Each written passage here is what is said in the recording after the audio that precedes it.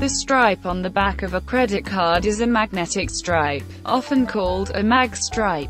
The magstripe is made up of tiny iron-based magnetic particles in a plastic-like film. Each particle is really a tiny bar magnet about 20 millionths of an inch long.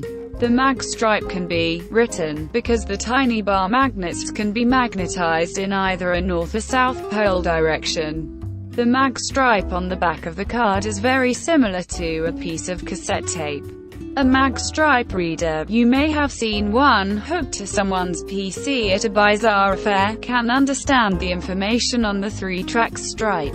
If the ATM isn't accepting your card, your problem is probably either a dirty or scratched magstripe and a raised magstripe. The most common causes for erased magstripes are exposure to magnets, like the small ones used to hold notes and pictures on the refrigerator, and exposure to a store's electronic article surveillance (EAS) tag demagnetizer. There are 3 tracks on the magstripe.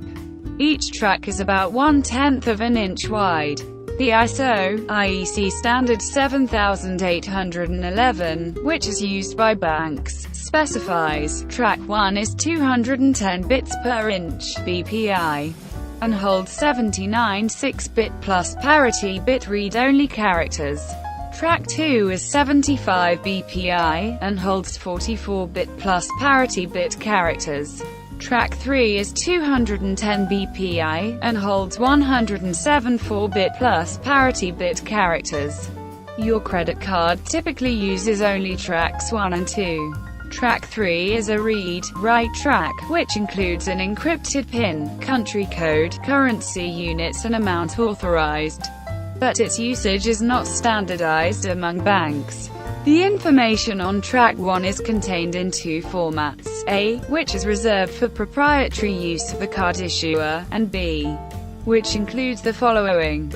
Start Sentinel, 1 character format code equals B, 1 character, alpha only, primary account number, up to 19 characters separator, 1 character country code, 3 characters name, 2 to 26.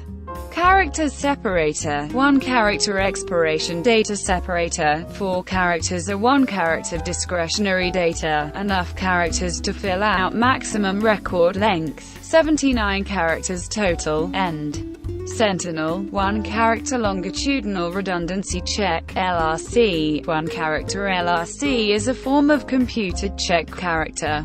The format for track 2, developed by the banking industry, is as follows.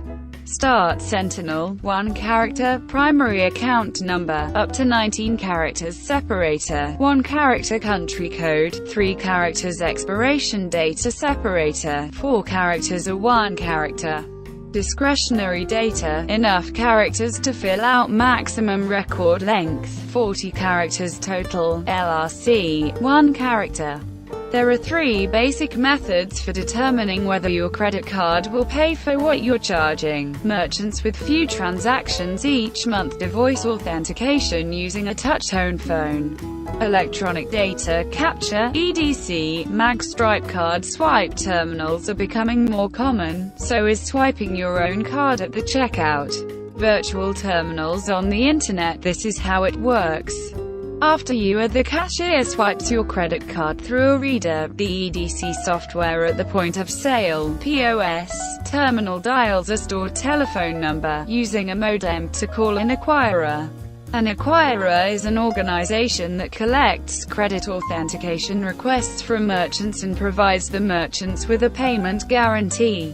When the acquirer company gets the credit card authentication request, it checks the transaction for validity and the record on the magstripe for merchant ID, valid card number, expiration date, credit card limit, card usage. Single dial-up transactions are processed at 1,200 to 2,400 bits per second (bps). while direct internet attachment uses much higher speeds via this protocol. In this system, the cardholder enters a personal identification number (PIN) using a keypad. The PIN is not on the card, it is encrypted, hidden in code, in a database. For example, before you get cash from an ATM, the ATM encrypts the PIN and sends it to the database to see if there is a match. The PIN can be either in the bank's computers in an encrypted form, as a cipher, or encrypted on the card itself. The transformation used in this type of cryptography is called one-way.